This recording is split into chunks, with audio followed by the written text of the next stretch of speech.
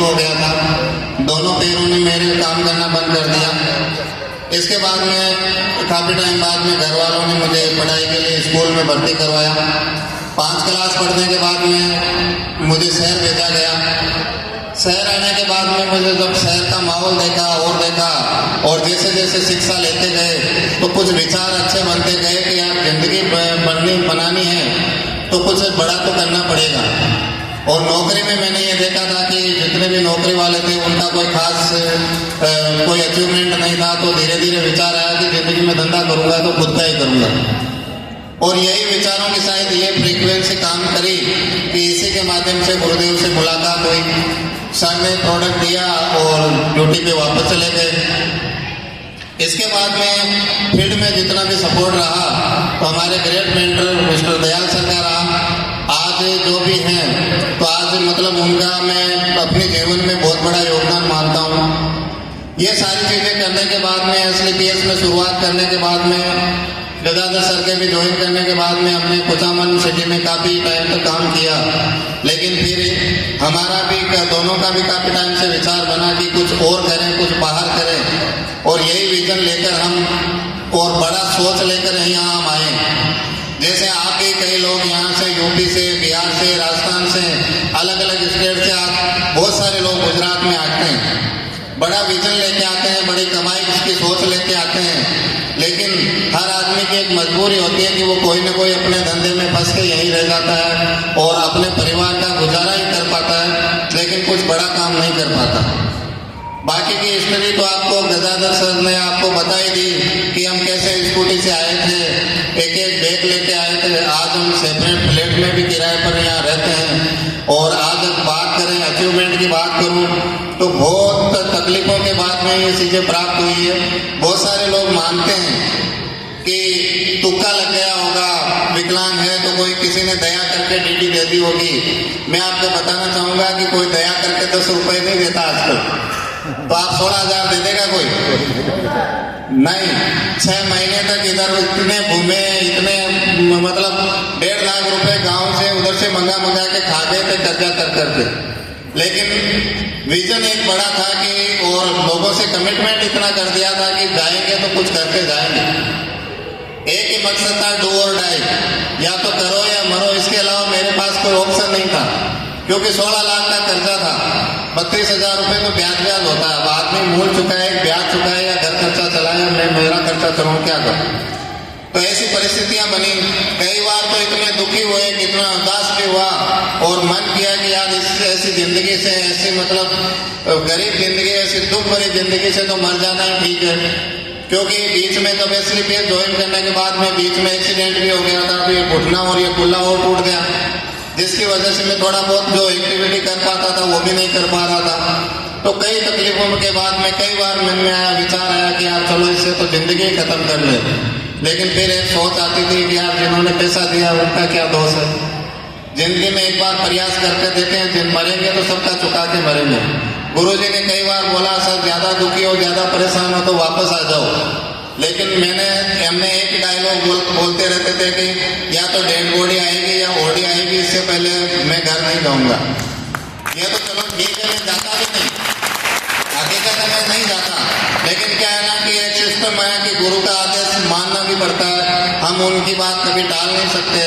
तो कई बार बीच में दयाल गुरुजी ने बुला लिया कि सर आओ थोड़ा इधर भी देख लो।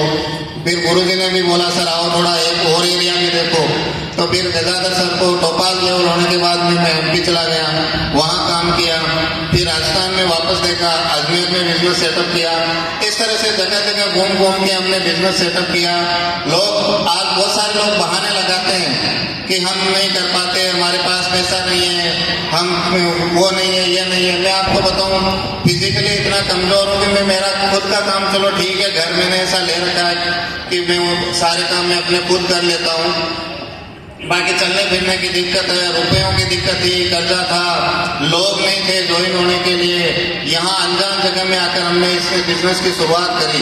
तो आप तो सोचो कि आपके लोग तो कितने इधर जान पहचान के होंगे, आप कितने वर्षों से गुजरात में रह रहे हो। तो आप इतना अच्छा काम कर सकते हो। और बाकी चीज़ें तो मैं अभी क्या बताऊँ, अचीवमेंट की बात करूँ तो देखो मेरे भी बहुत सारे सपने थे और वो सपने धीरे धीरे पूरे भी होते जा रहे हैं। मैं भी कई बार सोचता था कि यार हम भी गोवा जाए, मनाली जाए, नैनीताल घूमें। तो कंपनी के माध्यम से आज ये कई बार हम गोवा, मनाली, नैनीताल घूम चुके हैं। हवाई जहाज में बैठने का सपना होता था तो आज हम कई बार हवाई जहाज में भी बैठ चुके हैं। देश विदेश में घूमने का सपना था तो अभी नेपाल और थाईलैंड घूम के आए हैं। दुबई, मलेशिया और मालदीव का टूर अभी बाकी पड़ा है। तो शायद ये तीनों टूर अभी 2025 में हम घूम चुके होंगे। और इसके बाद में एक कार लेने का सपना भी होता है। वैसे स्कूटी में हर 1.5 साल बाद में बदलता रहता हूँ, क्योंकि मैं लंबे लंबे सफर करता था तो मुझे हर बार नई स्कूटी की जरूरत होती है। क्या पता रास्ते में खराब हो जाए तो कोई धक्का लगाने वाला भी ना मिले। लेकिन एक कार का सपना भी था, तो वो कार में मैंने आज के 3 साल पहले ही खरीद ली थी।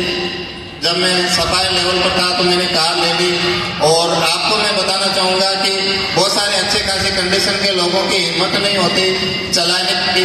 तो आज मैं डिसेबल होते हुए भी आज मैं खुद कार ड्राइव करता हूँ। आपने कभी वीडियो को शायद देखा भी होगा, मैं खुद कार चला लेता हूँ। 100-200 किलोमीटर में चला के भी ले जाता हूँ। आज सारे काम मैं करता हूँ, हाथ वाला सिस्टम है उसमें। तो ये सारी चीज़ें, एक अच्छा खासा इंसान जो चीज़ें सोच नहीं सकता वो सारी चीज़ें मैं करता हूँ। कंपनी के रुपयों की बात करूँ तो कभी हमारी सोच हुआ करती थी कि यार 10-15 हज़ार की कहीं नौकरी करेंगे, और करके भी देखी, लेकिन इससे ज़्यादा कभी कोई अचीवमेंट नहीं मिला। आज इस कंपनी के माध्यम से और हमारे मेंटर दयाल सर, जैसाराम जी गुरु जी और बाकी सारे मेंटर्स के माध्यम से और कंपनी सिस्टम के माध्यम से आज 2 से 2.5 लाख रुपया पर मंथ कमाता हूँ। हो सकता है बहुत सारे लोग ऑलरेडी यहाँ कमा रहे होंगे, लेकिन मेरे लिए ये बहुत बड़ी बात है। और बड़ी बात इसलिए है क्योंकि अगर मैं आज कहीं नौकरी मांगने जाऊँ तो मुझे कोई 10,000 की नौकरी पे ना रखे। वहाँ एक बंदा अगर 2.5 लाख रुपए महीने के कमाता है तो ये बहुत बड़ी बात है। तो मैं तो आप सबको यही कहना चाहूँगा कि आज जैसे यहाँ मेरा अचीवमेंट लेना, कारें लेना, देश विदेश घूमना कोई बड़ी बात नहीं है। आज खुशी तब होती है जब हमारी टीम में जब कोई कार आती है, जैसे परवीन सर ने कार ली तो हमें बहुत खुशी हुई। और मैं आप सबको बताना चाहूँगा, शायद गंगाधर सर ने आपको नहीं बताया, परसों धनतेरस के दिन गंगाधर सर यहाँ से 22 लाख की कार ले रहे हैं जो हम अजमेर से इनको डिलीवरी दिलवाई।